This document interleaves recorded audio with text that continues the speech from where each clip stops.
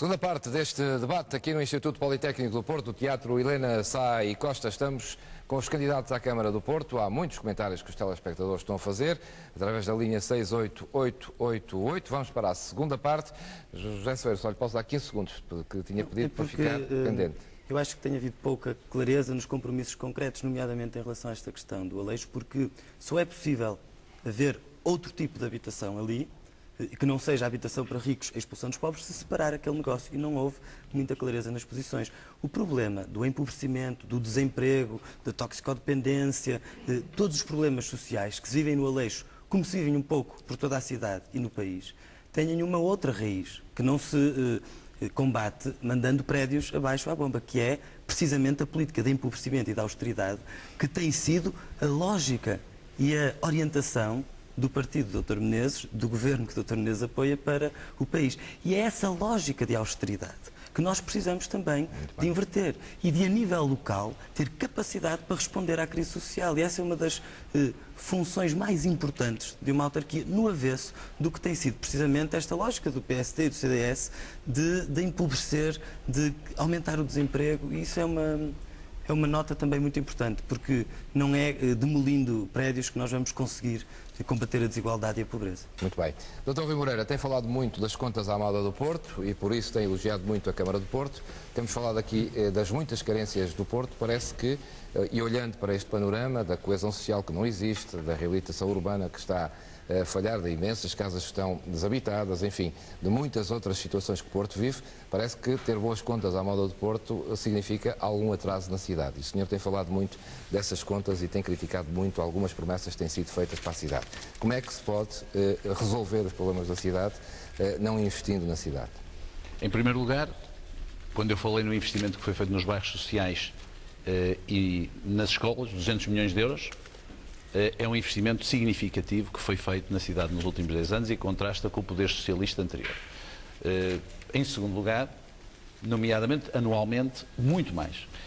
Por outro lado, nós temos que perceber a situação em que vivemos e, portanto, aquilo que eu estou a dizer é que, relativamente às contas à moda do Porto, nós não podemos subitamente destruir esse património sem perceber como é que vamos utilizar esse património. E ele tem que ser utilizado, antes de mais, para aqueles que precisam.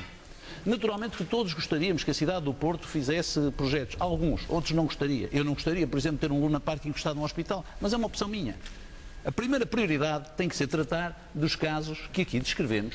Estando eu de acordo que a questão da habitação tem uma ligação direta com a coesão social, nós neste momento o fundamental é suprir as carências que há exatamente porque é uma população que está em dificuldade. E por isso as contas à moda do Porto são importantes para isso. Não são importantes para fazer coisas que nós, se calhar, todos nós gostaríamos de ter em nossas casas ou gostaríamos de ter em qualquer sítio, mas que aqui no Porto, neste momento, não podem ser feitas porque temos uma prioridade. Essas críticas que têm feito eram dirigidas sobretudo a Luís Filipe Menezes? Não, são dirigidas com certeza às propostas que o Sr. Luís Filipe Menezes tem feito, em Catadupa, com certeza que são, mas são feitas também a outras propostas irrealistas. Quais propostas? O Sr.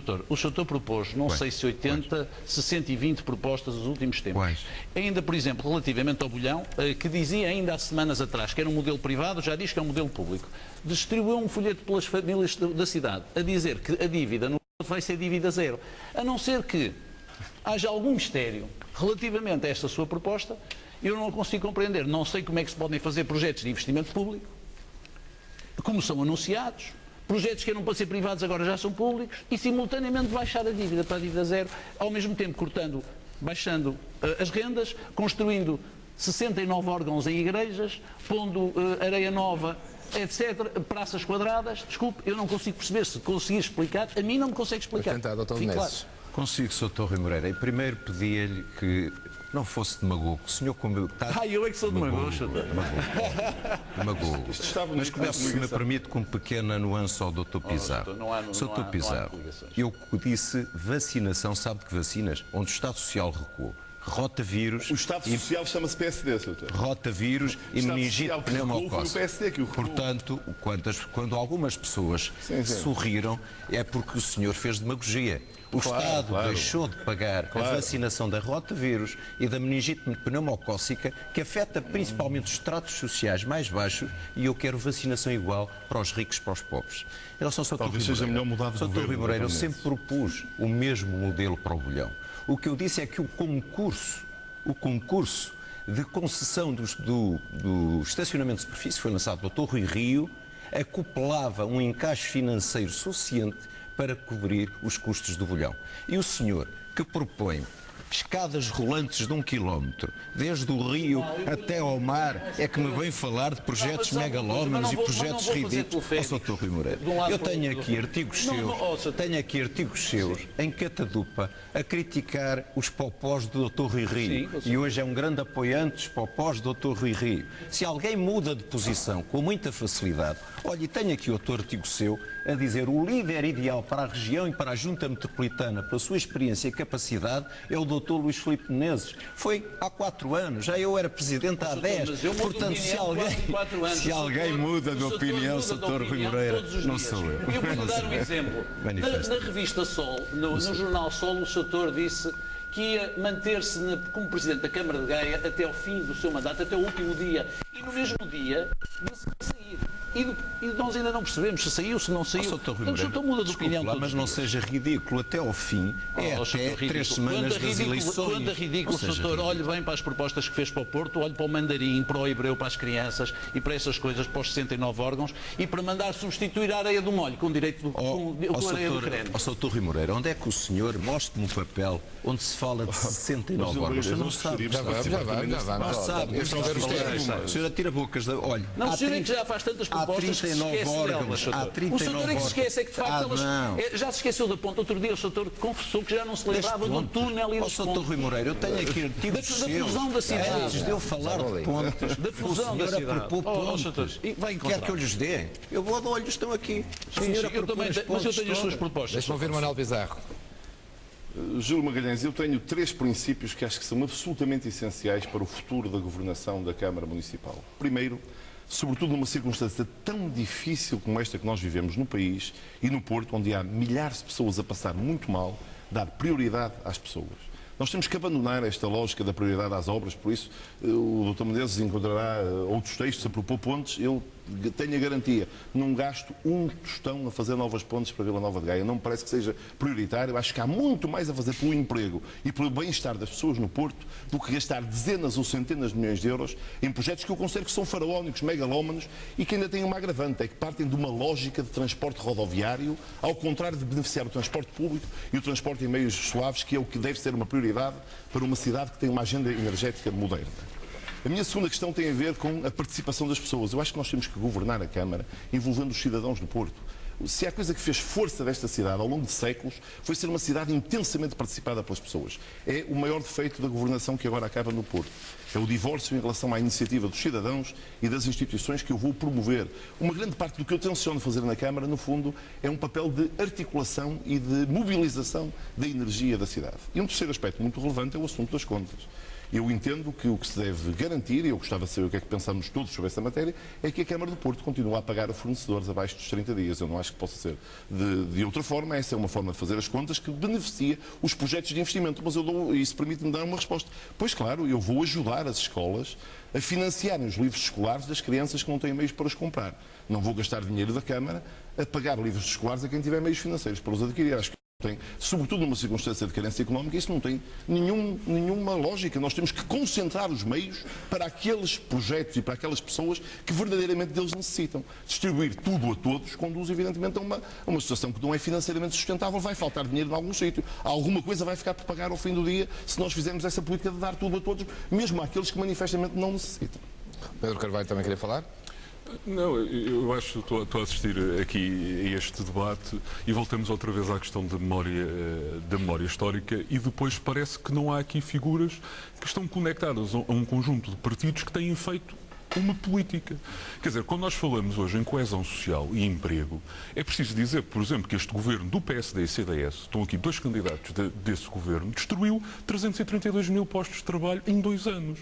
O governo Sócrates anterior, deixe-me só dizer... Não tento mais colar-me esse emblema. Mas é porque tem as pessoas. Eu não tenho que inventar, sabe? Os senhores já conseguiram inventar a CD1 com os verdes e essas coisas. Não tenho que inventar nada. O senhor é apoiado pelo CDS, é apoiado por uma parte do Executivo do Rui Rio, esse CDS de Paulo Portas está no Governo. Está no Governo. Por isso não pode ter uma mensagem, nem o senhor, nem o candidato Luís Filipe Menezes, que é o candidato também do Governo, não podem ter uma mensagem como se este Governo não tivesse responsabilidades. Dizer que a prioridade é o emprego, quando temos um Governo que destruiu 332 mil postos de trabalho. Dizer que a prioridade é as questões da coesão social, quando temos uma política de desmantelamento da segurança social, para o qual, por exemplo, Sampaio Pimentel, que é hoje diretor aqui a nível do Norte, tem contribuído eficazmente para reduzir subsídios de desemprego, subsídios da RSI, desmantelar apoios sociais graves. É óbvio que depois dizer que vamos complementar isto com redes de IPSS não é a solução. Nós temos que mudar de política e é responsáveis políticos.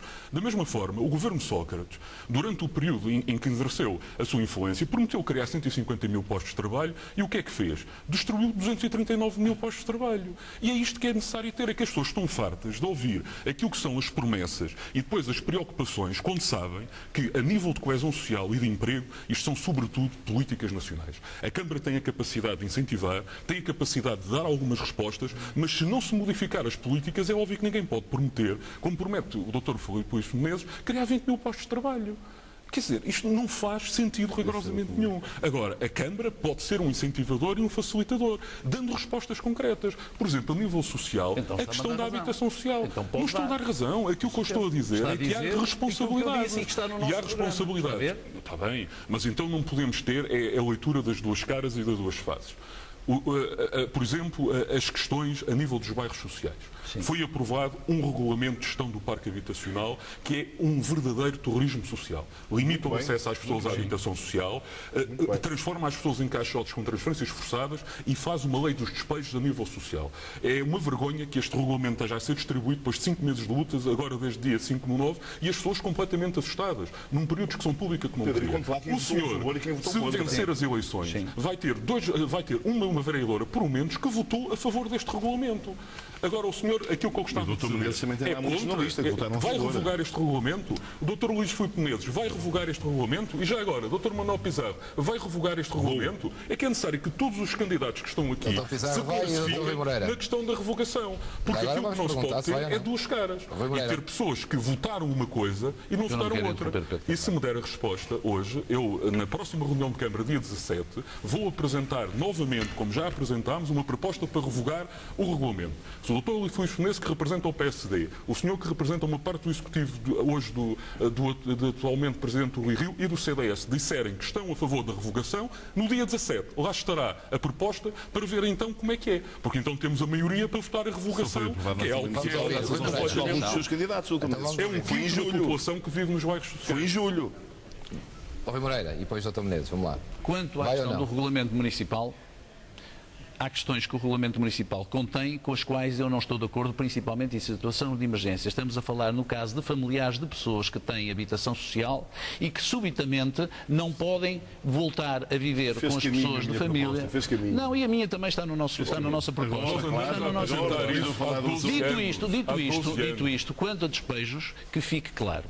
A posição que o Partido Comunista tem tido é vista muitas vezes no bairro também com desconfiança. Porquê? Porque é preciso fazer despejos. Nos bairros eu falo, aliás, temos encontrado por lá. Sim, eu falo. Os 49 bairros falo. Receba as cartas. As 2.000 pessoas que passaram no gabinete da CDU. Não se preocupe. Rui, acabe, vamos lá. Só para muito simplesmente, há casos em que as pessoas têm que ser direito a uma habitação por uma razão.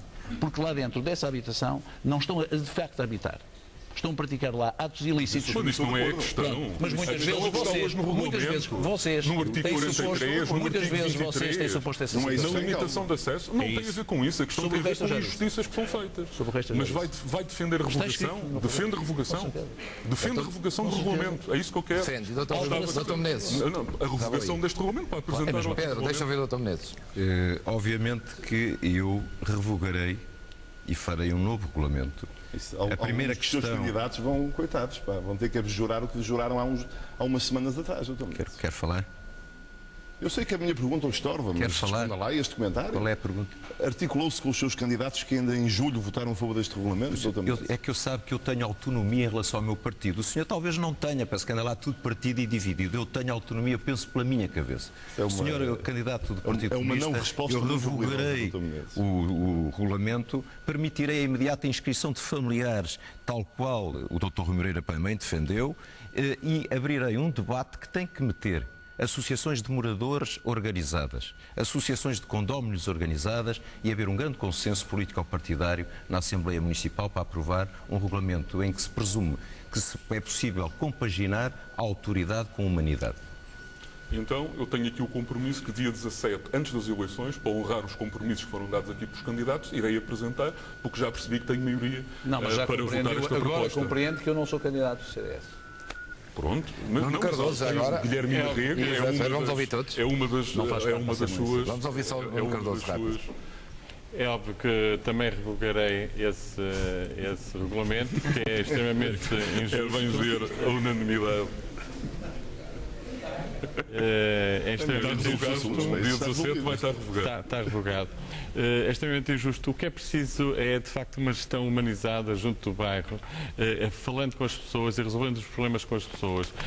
Tem havido um tratamento absolutamente incrível dos inquilinos municipais. Gasta-se dinheiro absolutamente ao arrepio do interesse dos inquilinos. Andam-se a fazer uns estendais, por exemplo, que é um absurdo, quando não vão ser usados, mas gasta-se imenso dinheiro a ocupar espaço verde com os estendais, quando as soluções têm que ser em diálogo com os moradores. Portanto, eu irei fazer aquilo que nunca foi feito na cidade de Porto. É um poder, de facto, participado pelas pessoas, seja nos bairros, seja nos diversos grandes projetos da cidade. Esta matéria parece estar resolvida, mas já agora, se quiserem dar a vossa opinião sobre esta matéria, se não quiserem, está resolvido. Não. Está revogado. José Soeiro. Veremos estar revogado, porque realmente nada como eleições para que as posições vão mudando. Mas eu gostava de abordar a questão da crise social. Deixe-me só acabar este tema então, se querem resolvo falar a questão em 2 segundos. Como unanimidade é uma coisa difícil de escrever, eu não pronuncio. Mas seria importante para os moradores. Carlos Santos, começa a ficar em desvantagem no tempo. Já agora... Sobre este tema, enfim, eu não vou revogar nem não revogar porque não tenho máquina partidária suficientemente capaz para isso, portanto eu só represento o povo e o povo no dia 29 é que vai dizer se vai revogar ou não e neste caso, enfim, aqui eu pensei que vinha um debate de candidatos para a Câmara, estou a ver que é um debate de partidos para a Câmara. Que me desculpem, os candidatos têm muito respeito por eles, mas o que se passa neste momento é guerras partidárias. Nós não estamos aí metidos, nós estamos numa guerra muito melhor do que esta. Responderam por uma social das pessoas. Exatamente, mas através do partido. Não é qual partido. Eu, por exemplo, utilizar os meios institucionais e a luta, como utilizamos, para derrotar uma política que é iníqua. Se eu for Presidente da Câmara, não vou atender ao que o partido me vai dizer, porque as minhas ideias vão ser as que vão prevalecer. Agora, estamos a discutir aqui entre partidos, se o PS está coligado com o PSD, se o seu doutor está coligado com não sei quem. Isso para nós não nos interessa. O que nos interessa é amanhã, se nós vamos revitalizar a campanha que está uma desgraça, se nós vamos ter lá um Rock in Rio, por exemplo, para revitalizar tudo isso. Isto é que é o essencial para as pessoas, para os tripeiros saberem se realmente vão ter condições de vida ou não, muito mais que os números, porque, como disse muito bem aqui, há coisas que foram muito bem ditas, livros escolares gratuitos, a saúde também tem que ser um ponto fulcral, criar um cartão multifuncional para transportes, para pessoas, tudo isto em prol das pessoas para os tripeiros. Os números, e como disse também outro candidato, e muito bem, os números são para quem os estuda. Eu não estudo números porque não é isso que me traz cá. O que traz cá é defender posições para as pessoas. As pessoas querem ouvir alguém que esteja interessado nelas e não em demolições, em tretas que não levam a lado nenhum. E o que se passou hoje, por isso é que eu disse, não pertenço a nenhum partido, porque o meu partido é o povo, são as pessoas. Fui eu que comecei a dizer isso, e ainda bem, dos candidatos, porque nós estamos de acordo em muitas coisas. Propostas. Sim, as nossas propostas vão ser feitas, mas não, hoje não há tempo para isso. Acho que o tempo que aqui está a ser gasto é um tempo gasto como eu posso apresentar. Já ouvimos aqui muitas propostas. Estamos a falar de temas mas são importantes. Propostas em branco, não são propostas. O senhor falou num Rock in Rio em Campanhã, acha que isso É possível, logicamente. Sim, é possível, mas acha que essa é a solução para resolver alguns dos problemas? Resolve toda a zona que tem que Campanhar, que aquilo é um gueto tremendo, e eu ainda aqui a dia estava lá e mas acha que o Rock in Rio resolve o problema do gueto de Campanhar? Vai resolver, de certa forma, muita coisa ali naquela zona. Porque se aquela zona estiver bem, todo o resto da cidade vai usufruir. Como, aliás, não há nenhum skatepark para os mais jovens. Existe uma grande avenida que não sei o que é que vai achar a fazer entre a Praça das Flores e a ponte da Corujeira, que aquela avenida pode ser transformada num parque para as pessoas, mas um parque, um skatepark, onde as pessoas possam ir fazer desportos radicais, onde haja pistas mistas para ciclismo e outras coisas que mais. Isto é o que interessa às pessoas, porque há pessoas que, por exemplo, não têm dinheiro para mandar os filhos para a escola,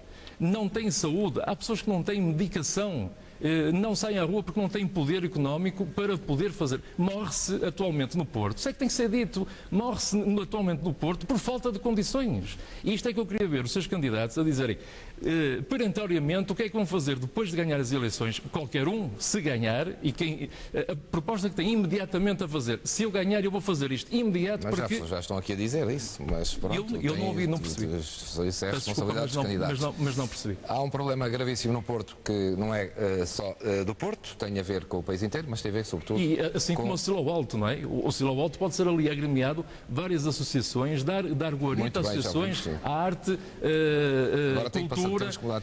Mas isto era importante, porque o Silo Alto é um edifício tremendamente eficaz para que o Porto é cultura, o Porto é arte, e não se discutiu isso aqui. Lamento profundamente. Mas ainda estamos a tempo, estamos no debate. Eu não sei que horas vai terminar, mas tudo bem. Posso ajudar pode. Costa Pereira e digamos para também tomar um bocadinho do meu tempo. Costa Pereira podia ter dito sinteticamente que o que é importante é destruir o edifício que constrói pobres, digamos, em vez de estar a resolver o problema peça a peça.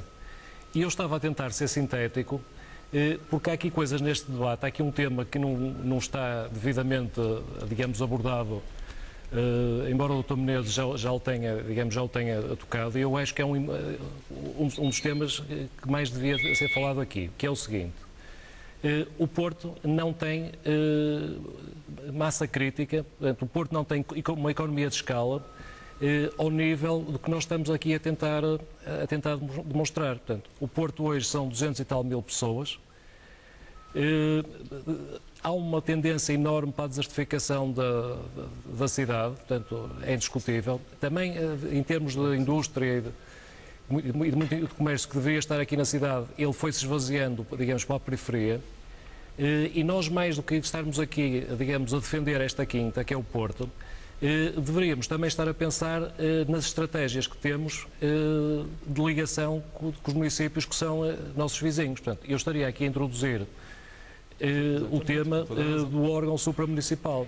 Portanto, o órgão supramunicipal é uma coisa que existe. Portanto, existe e a certos níveis funciona. Portanto, seria inevitável que coisas como recolha de lixo e mais uma série de coisas não tivessem já sido observadas.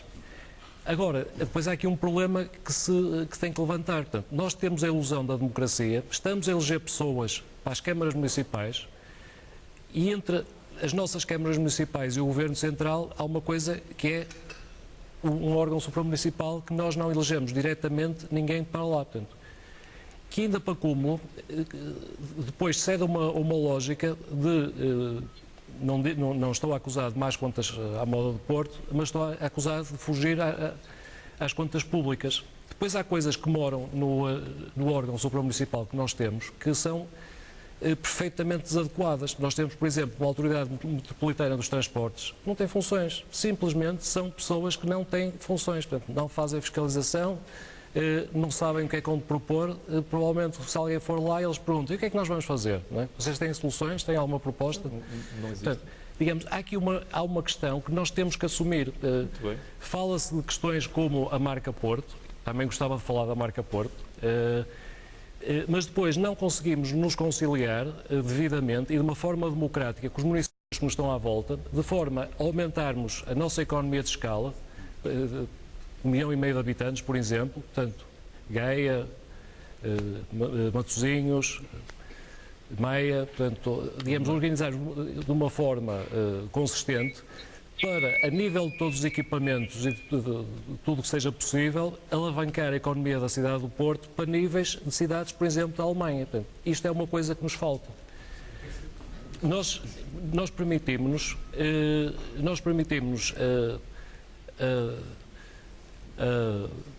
não ter mão na nossa política de transporte. Portanto, as nossas políticas de transportes foram sendo legadas a várias, digamos, a várias empresas e, felizmente, eles ainda se vão tentando entender entre eles e até tendo algumas iniciativas importantes. Mas eu penso que isto seria, digamos, esta questão, por exemplo, da articulação dos transportes, teria que ser centralizada e gerida de uma forma que interessasse as pessoas. Porque chega-se depois a uma ideia economicista em que as pessoas que trabalham na periferia dos concelhos começam a partir de certas horas a deixar de ter forma como regressar a casa ao trabalho. Portanto, isto é uma realidade.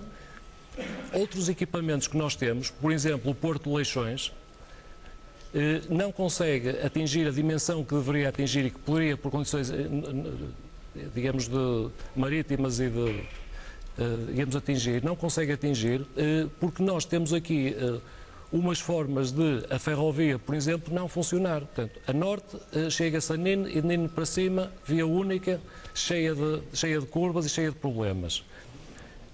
Pôr os contentores digamos, em Andaia, portanto, por Douro, foi uma solução que nunca quiseram levar por diante, embora parece que tenha havido, inclusive, pressão dos espanhóis para abrir a ligação de Salamanca para cá. Portanto, o Porto tem que se juntar ao resto dos concelhos de uma forma consistente, não é vamos fazer negócio de vez em quando e quando não interessa saímos. Portanto, temos que nos juntar de uma forma consistente e temos que resolver todos estes pontos um a um, temos que nos impor ao Poder Central para alavancar de facto a economia, porque nós por esta via, digamos, de estar a assumir que isto é uma quinta e é uma quinta em Gaia e por aí fora, portanto, não vamos conseguir nunca, portanto, isto será a imaginação nossa, o desenvolvimento e as boas condições sociais para todos. José Carlos Santos, muito obrigado. Ficaram as suas ideias e defende então uma estratégia mais de região propriamente do Porto.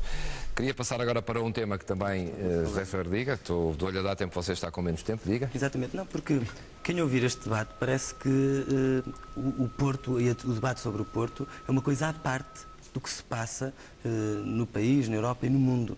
E não é.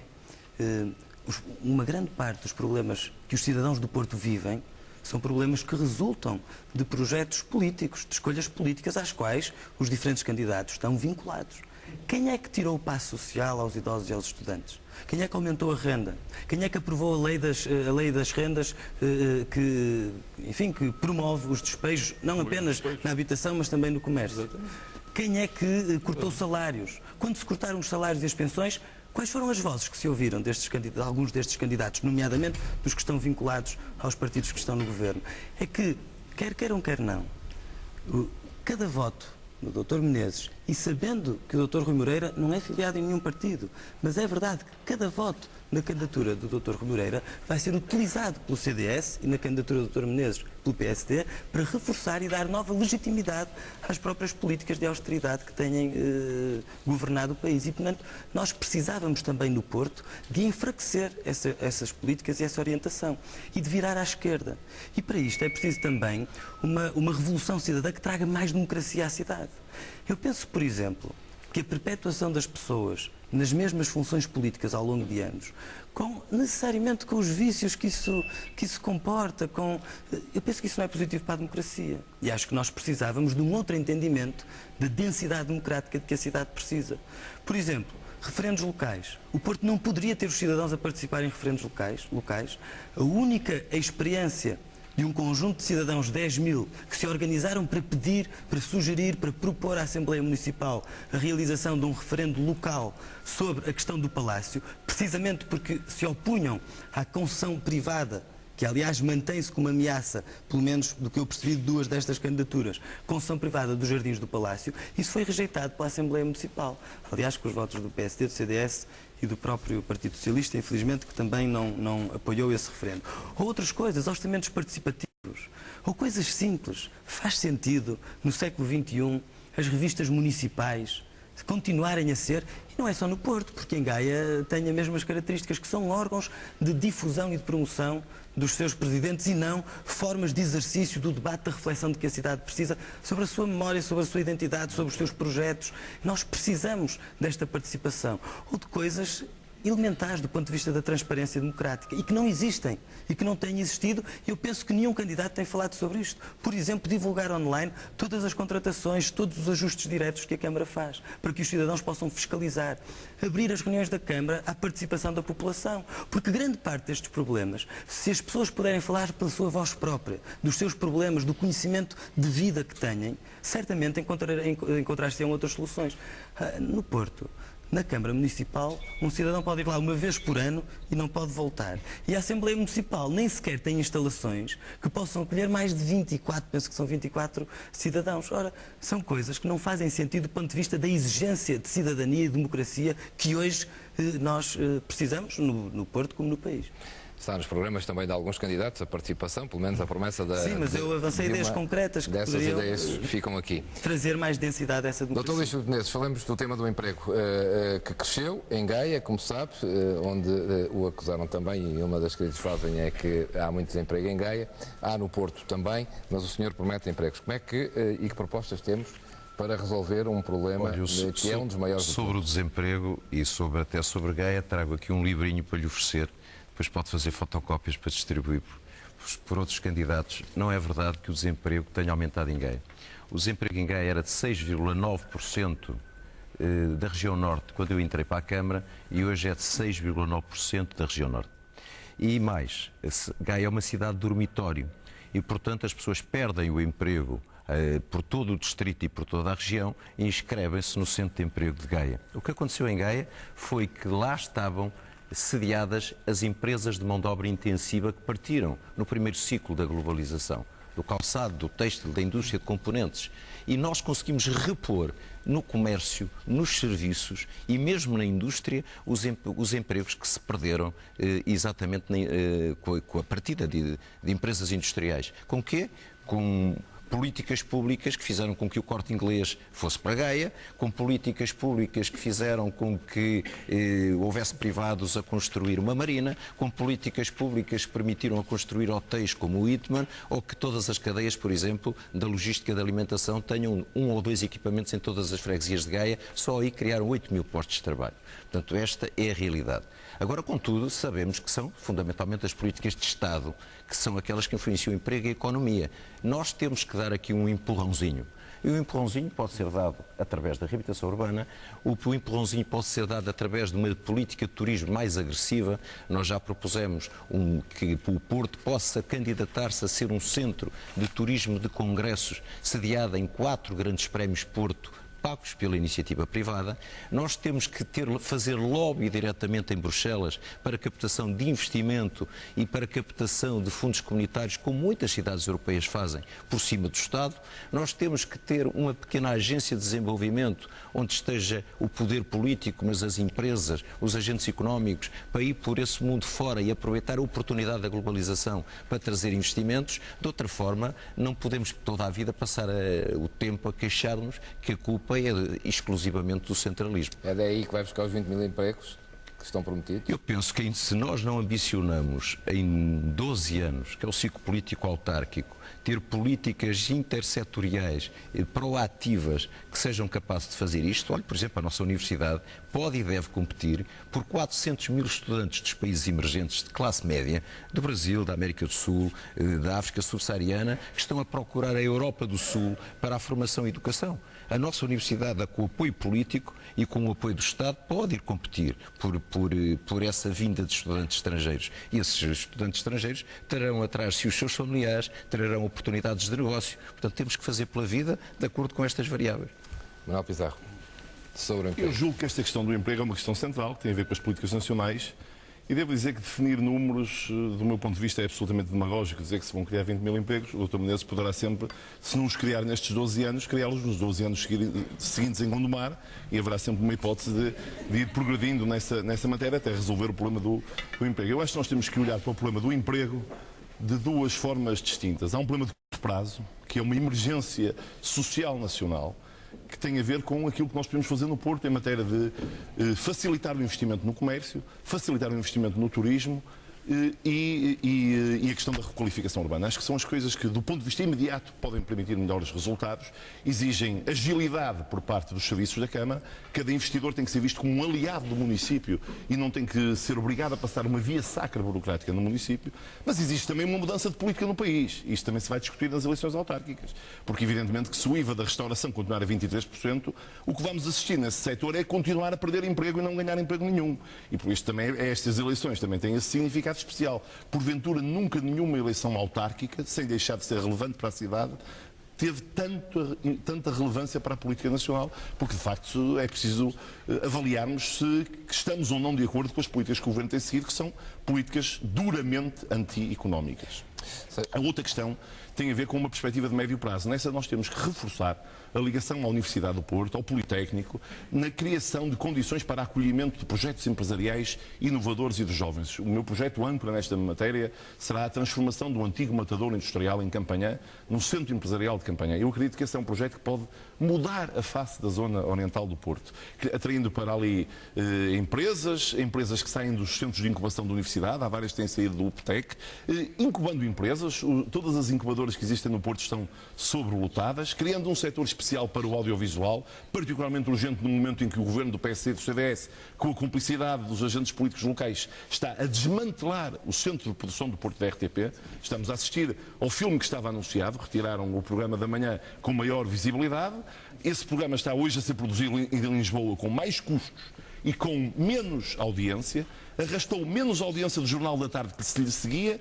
E aquilo que estamos a ver agora é que afinal a tal RTP2, que ia ser sediada no Monte da Virgem, está no sítio onde estava, porque parece que também na RTP2 vão começar os cortes dos programas produzidos a partir do Porto. Eu julgo que só serão anunciados em outubro, mas é o que está já previsto. Eu acho que nós temos que ter uma forte iniciativa nestas duas componentes. Eu sei que a questão do emprego não se resolve fundamentalmente à escala local. Eu não tenho nenhuma solução mágica para criar milhares de empregos à escala local. Tenho muitas pequenas ideias que criam algumas centenas de postos de trabalho. Por exemplo, criar pequenas empresas de inserção nos bairros sociais para que os jardins dos bairros não sejam um matagal como são hoje. Esse meu programa criará cerca de 150 empregos, no essencial financiado com o que a Câmara já gasta hoje em compra de serviços para um serviço que manifestamente é mal prestado.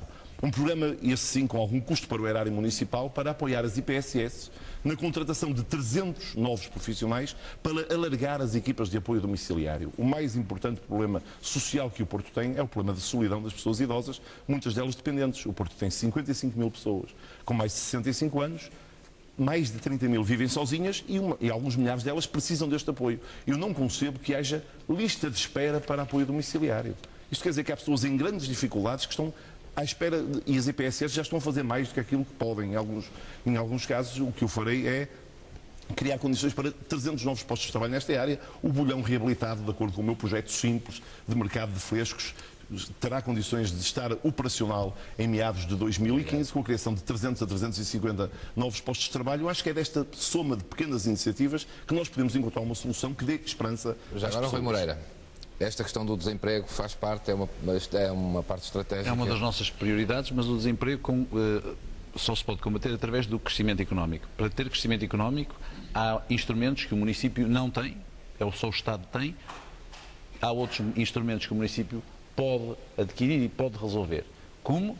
Nomeadamente transformando a cidade num ambiente competitivo, que é capaz de corresponder, seja a investidores nacionais, a novos investidores locais, seja ao pequeno empreendedorismo em que a cidade tem sido fértil. E aí não podemos segregar, temos que pensar que precisamos de emprego qualificado e temos as nossas universidades que podem gerar esse emprego qualificado na criação de novas empresas, mas também emprego não qualificado. Temos que ter muita atenção. Apresentamos um conjunto de ideias, nomeadamente na zona de Campanhã, que é uma zona mais necessitada, porque nós não podemos segregar, precisamos de facto criar muitos empregos.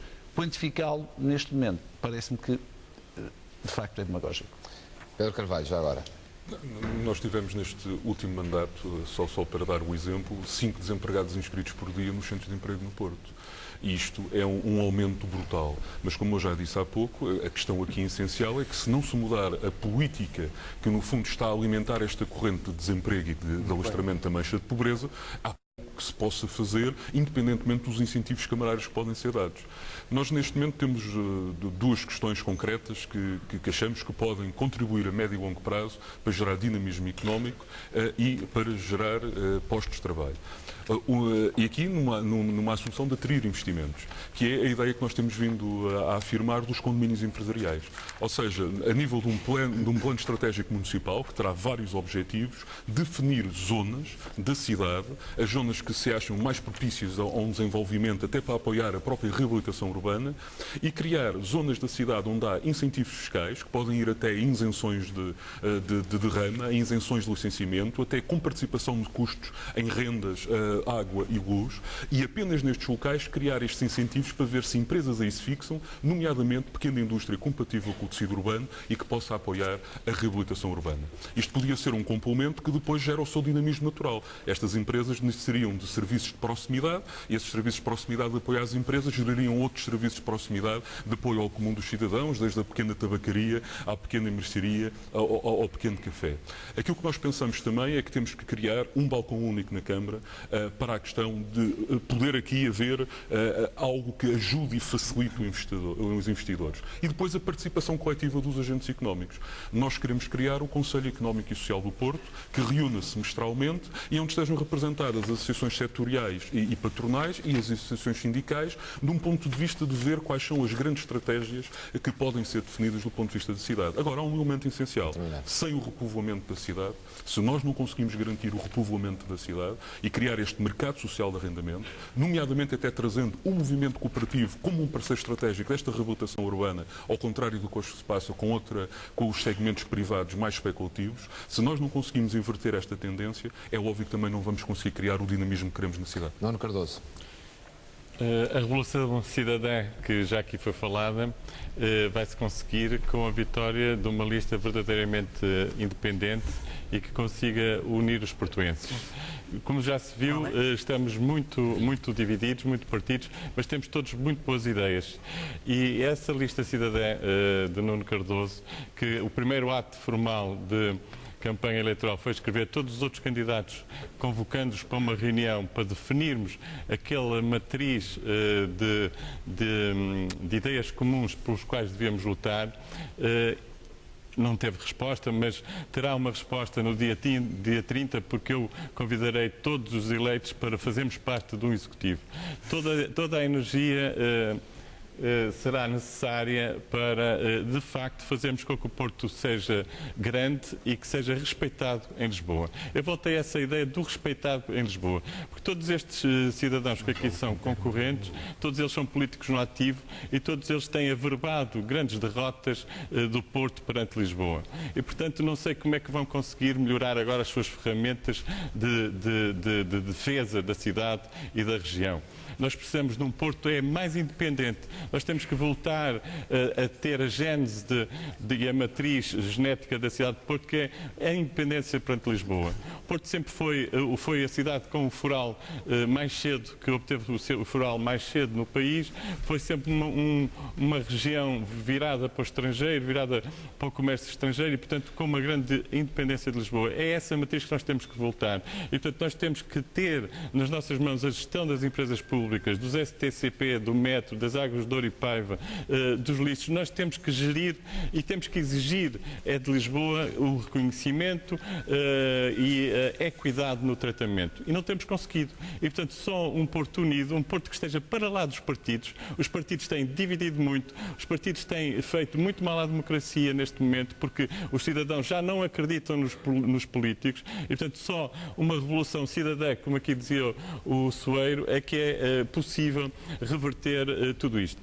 Eu tenho achado muita piada à defesa da marca Porto, mas contudo nós temos uma marca Porto que é a Amber, que está neste momento a definhar, e eu também convoquei todos os candidatos para defendermos a empresa Amber, e o único que apareceu a defender e que tem vindo a defender, já fui lá 3 vezes durante a campanha, tem sido Nuno Cardoso. Portanto, a economia defende-se lutando pelas coisas importantes. A Amber é uma empresa que é uma marca regional, uma marca do Porto de Portugal, que tem um prestígio brutal, produz extremamente bem e vende para o estrangeiro. Era preciso defendê-la. E mais que de grandes estratégias para o futuro, defender o que temos, começar a preservar o que temos. Em relação, portanto, ao futuro, dentro dessa independência que eu defendo do Porto e da região perante Lisboa, eu defendo que o Porto e a região norte deve ser a grande plataforma de cooperação com o mundo português. Nós temos, como ninguém, a potência para fazer isso, nós temos um setor de saúde fortíssimo, nós temos um setor da educação fortíssimo, temos as indústrias tradicionais que os países emergentes necessitam, seja da construção civil, seja do têxtil, do calçado, e portanto nós, com a nossa capacidade de nos aliarmos a esses países por fraternidade, por de facto vontade de cooperar, nós podemos ser essa grande plataforma. Por outro lado, também defendo que o Porto vá à procura de comunidades estrangeiras para virem viver para o Porto. Desde logo os judeus safardistas que saíram em 1500. Temos que ir à procura dos judeus para voltar a virem para Portugal.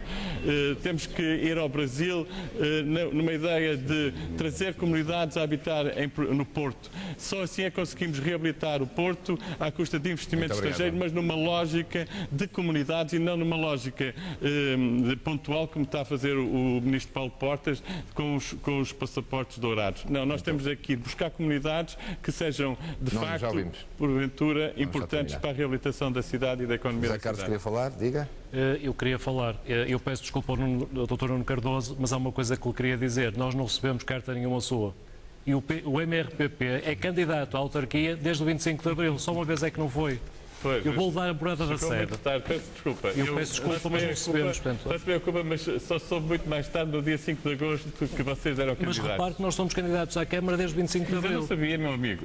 Em 5 de agosto é que anunciaram e que apareceram. Eu, ao contrário, tive que obter 5.700 assinaturas de portuenses para ser candidato. Não foi só porque há um partido que ainda consta na legislação como existe que foi candidato. Eu fui com 5.700 assinaturas de portuenses. É essa a legitimidade que eu estou para estar aqui no terceiro lugar do boletim de voto do Porto. Sobre a questão do emprego, já dou para o José Soeiro.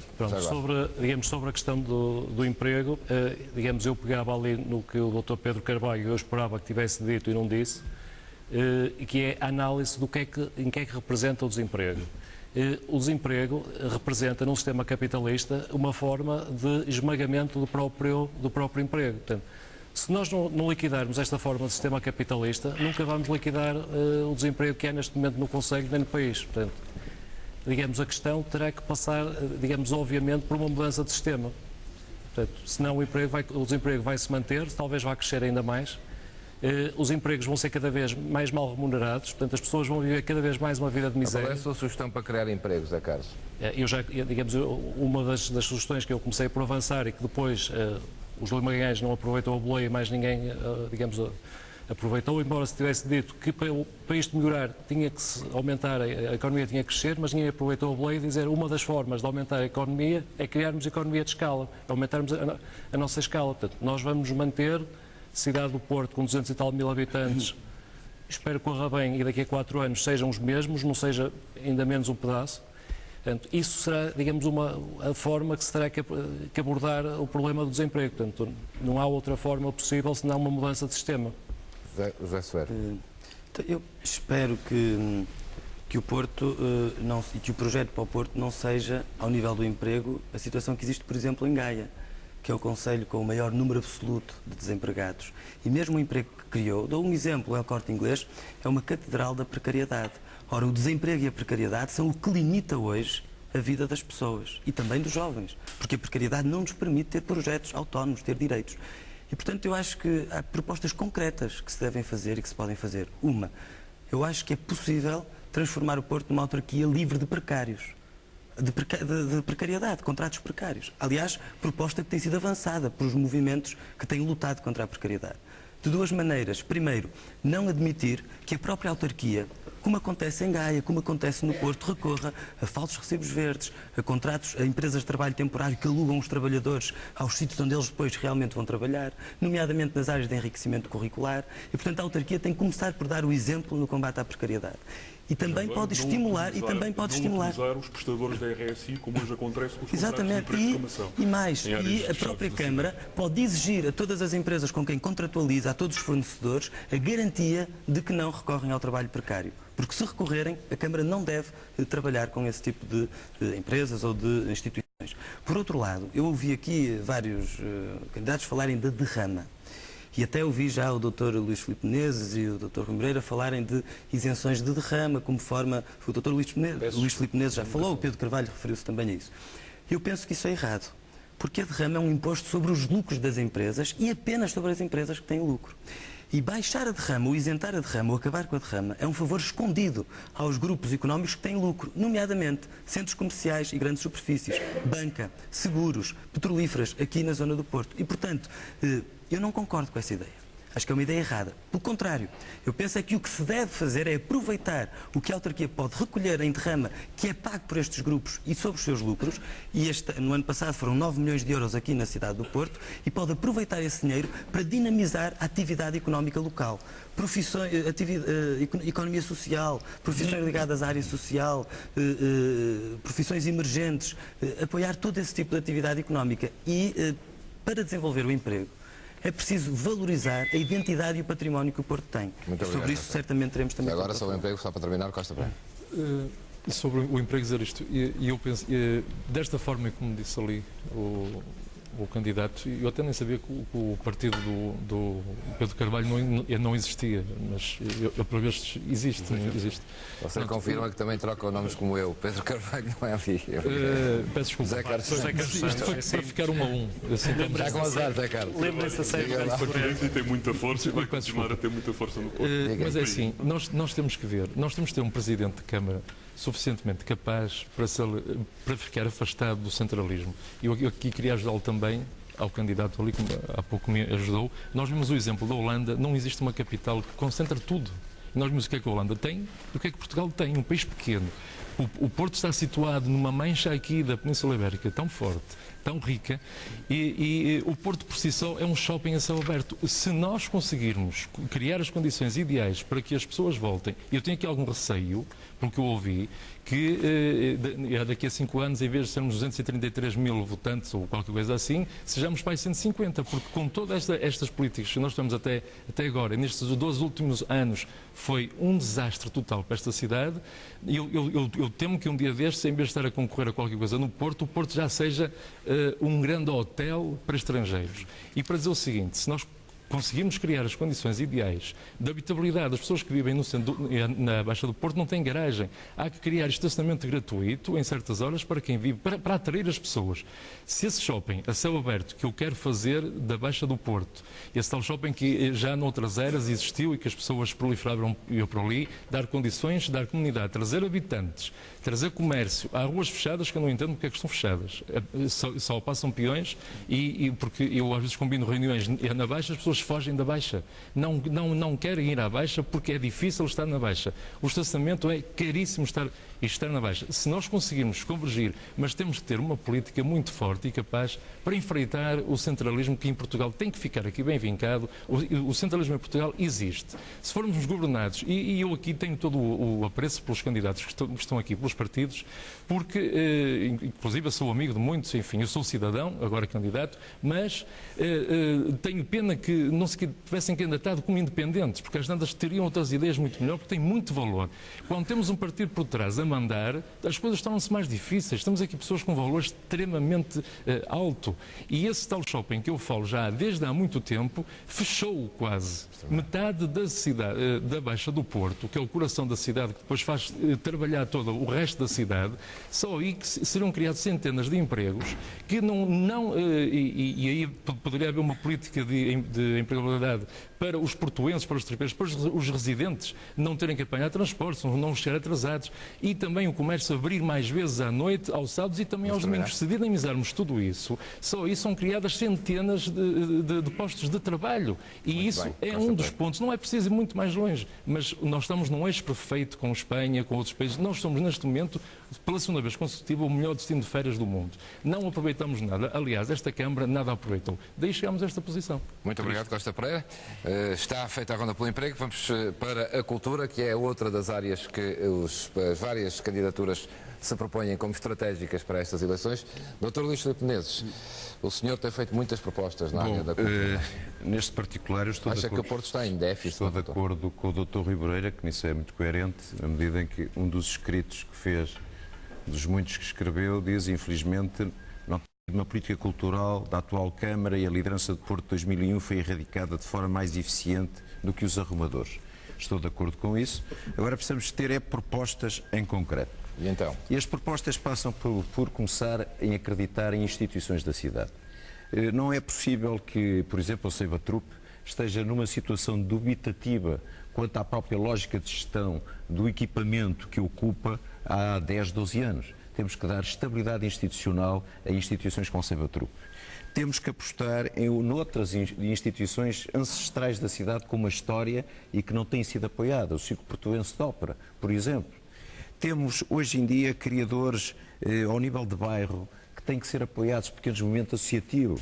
Mas em relação aos equipamentos, o Nuno Cardoso falou de Batalha, eu acho que o Batalha, o Sá da Bandeira, o Val Formoso, que é entregue à Câmara a custo zero, que são equipamentos que não podem transformar-se em novos hotéis da Baixa ou de proximidade, mas têm que ser equipamentos que são recuperados do ponto de vista patrimonial para a cidade e colocados ao serviço da cultura da cidade. É evidente que temos que ter uma estratégia porque estes equipamentos a funcionar custam dinheiro.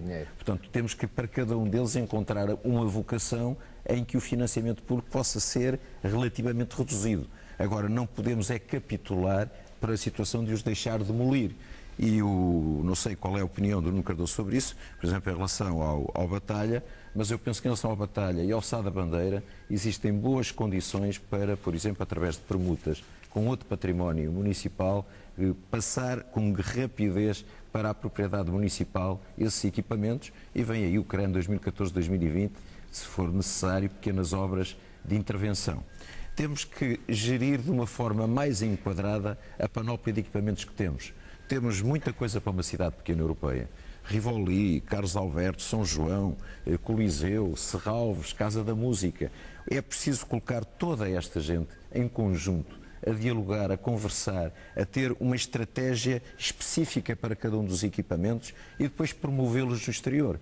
Há 55 voos diretos para o Porto, 95 milhões de consumidores, na maior parte deles europeus. Eles têm que receber, através das tecnologias de comunicação e informação, o programa cultural e o programa de eventos da cidade do Porto. Para isso apostei para a vereadora da cultura, num vulto da cultura da cidade, na Mónica Baldac, filha de uma outra grande senhora da cultura da cidade, que é a Agostina Bessa Luís, e eu quero que se volte ao tempo em que na variação alguém responda pela cultura. O doutor Rui Moreira critica a política cultural da cidade, mas escolheu para vereadora a responsável pela política cultural atual da cidade. Portanto, temos que depois ser consequentes, porque as pessoas é que fazem também as políticas. Doutor Rui Moreira, estamos a falar de cultura. O doutor Luís Filipe Menezes está muito bem informado sobre o meu passado, mas não sabe que eu já anunciei que o vereador para a cultura será o professor Paulo Cunha e Silva, que foi exatamente depois de Porto 2001, portanto é conveniente ler as coisas mais recentes que eu escrevo, como eu tenho lido as suas. Quanto à cultura é muito simples. Esta cidade, comparada com qualquer outra da sua dimensão, tem como grande vantagem a cultura. E a cultura tem que ser simultaneamente popular e cosmopolita. E isto não é contradição nenhuma. É perfeitamente possível. Porquê? Porque no Porto nós percebemos que todos os dias a cultura aparece em todos os dias. Aparece no stop, aparece nas garagens, aparece nos bairros. O São João não é mais do que uma emanação disso mesmo, com a sua variedade. Mas esta cultura tem que ser também uma cultura que seja ao mesmo tempo cosmopolita, na medida em que nós precisamos exatamente, por um lado, que os nossos cidadãos tenham acesso a isso mesmo, porque não podem viajar para buscar isso, e também porque precisamos de que essa cultura esteja disponível para os turistas. Nós não precisamos de mais edifícios na cultura e, principalmente, não precisamos de ver uma Câmara que pretende interferir na programação. Ou seja, a Câmara não deve ter programação direta. Deve permitir que as instituições que existem na cidade, e são muitas, e são notáveis, sejam capazes de se constituir, de escolherem os seus programas. E aquilo que a Câmara deve fazer, enquanto curador, desafiar essas instituições culturais da cidade a irem à procura de sítios onde a cultura ainda não é vulgar, nomeadamente as zonas da cidade onde essa cultura tem que ser disponibilizada. Precisamos que o Teatro Rivoli volte a ser o Teatro Municipal. Foi uma guerra em que eu me empenhei na altura, em que sempre discordei com aquilo que foi feito. Terá que ser um teatro municipal. Para quê? Para poder exatamente recolher aí os agentes culturais da cidade, que têm, como sabe, uma grande dinâmica, mas que muitas vezes não a conseguem exatamente por não terem o teatro municipal. Mas temos que ligar a cultura também à universidade. E, portanto, o nosso projeto passa por fazer do Porto uma cidade que aposta também no futuro, num Fórum do Futuro em que se junta não apenas a cultura, a arte, mas se junta também o conhecimento e desafiarmos, no fundo desafiarmos as grandes instituições da cidade, mas não só, a pensarem o futuro. É porque a cidade vive muito bem com o seu passado, vive relativamente bem com o seu presente, mas falta de futuro. Não assume o legado do Rui Rio na área da cultura e no que se fez na cultura? Com certeza que eu, relativamente à cultura, sempre tive a mesma posição. Guilhermina Rego, Raquel Castelo Branco estão nas listas, não se percebe. Tenho muito gosto em ter a doutora Guilhermina Rego, responsáveis a doutora Guilhermina Rego, a ausência de política cultural. Sim, a doutora Guilhermina Rego está na minha lista e tenho muito gosto que esteja e terá funções específicas, nomeadamente na área da educação. Não terei, como já lhe disse, o engenheiro Rui Sá. Eu isso já lhe expliquei que não tenho, se calhar gostava que ele viesse para a minha lista, mas eu não o convidei. Manuel Pizarro, de que responsabilidade o PS teve nestes últimos 12 anos na cultura também? A responsabilidade de lutar contra aquilo que é um processo incompreensível, não conseguiu, que é o divórcio completo entre a Câmara e o tecido cultural do Porto. Mas a boa notícia é que o tecido cultural do Porto resistiu a estes 12 anos de combate da Câmara contra ele e, portanto, há hoje muitas condições para retomarmos um desígnio cultural na cidade que afinal nunca se apagou de todo, porque os criadores, cada vez mais jovens criadores qualificados, mantiveram uma enorme animação da qual agora temos que tirar partido e que temos que promover. Temos ainda um problema de formação de públicos e por isso um dos meus grandes programas na área cultural será o reforço das atividades de enriquecimento curricular que o governo do PSD e do CDS estão a fazer a encolher até níveis intoleráveis. Eu não só os manterei, como alargar-os-ei a novas ambições. Um grande programa de formação musical nas escolas do ensino básico, dando oportunidade de emprego aos jovens músicos que são formados na cidade, que possa envolver pelo menos cerca de 1000 crianças das escolas de ensino básico na formação musical regular, aliás, ampliando o que já hoje é feito naquele projeto da Orquestra Juvenil da Bom Joia e ampliando isto a um maior número de jovens e de crianças, acompanhado de outras áreas de formação para as artes.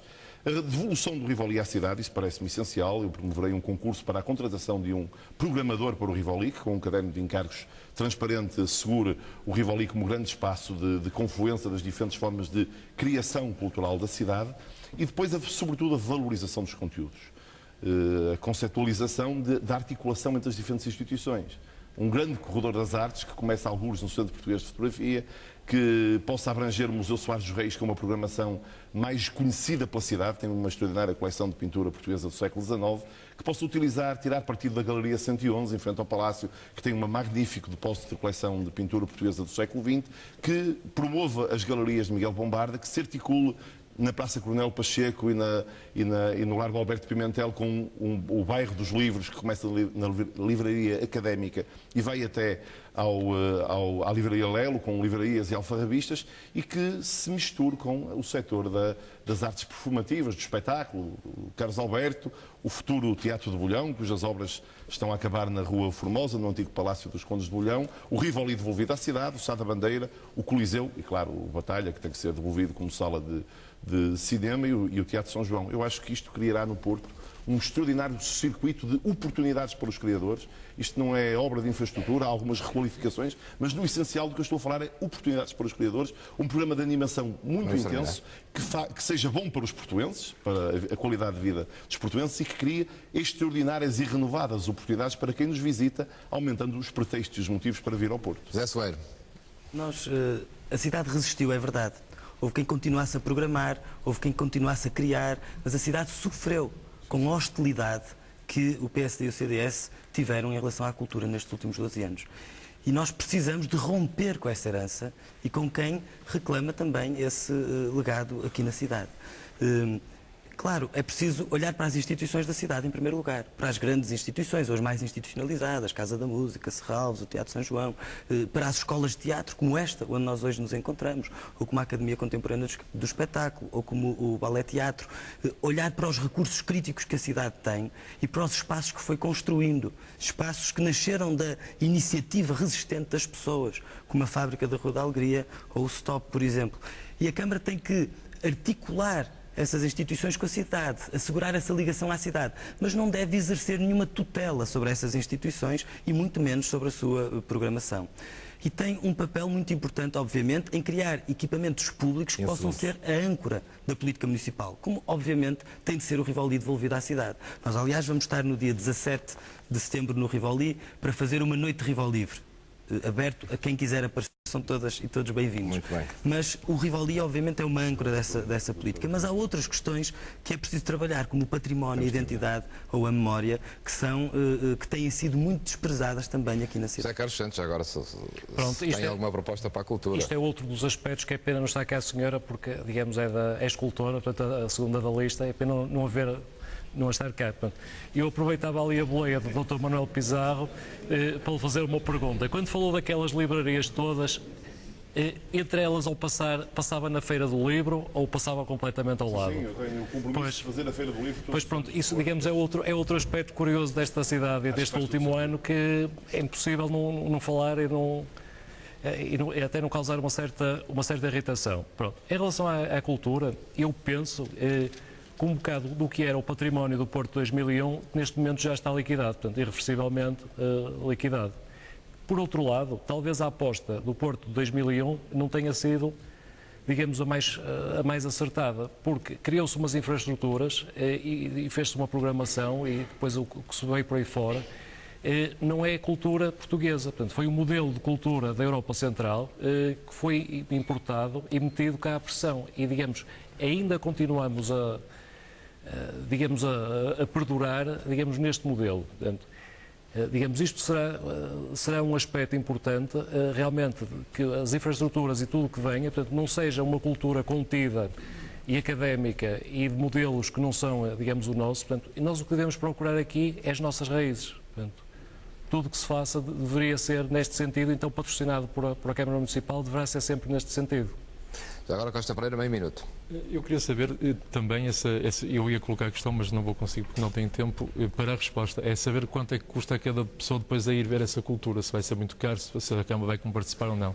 Mas para além do que tudo foi dito, e concordo muito com o que o Dr. Pizarro disse, para além do que ele disse, há uma coisa que nos estamos a esquecer. As associações culturais que existem no Porto, que são às centenas, são postos que já não é preciso criar nada ali e que podemos incentivar para que essas associações, nós subsidiando todas elas, incentivando-as, porque elas estão ali na zona, sabem muito bem da riqueza cultural que existe lá e não só, podemos criar ali delegações quase camarárias, entre aspas, para poder proliferar também o sentido de oportunismo e de cidadania em relação à cultura. Se olharmos também para essas associações, o Porto realmente vai ter uma cultura. O Porto é cultura, mas o Porto é cultura e é arte.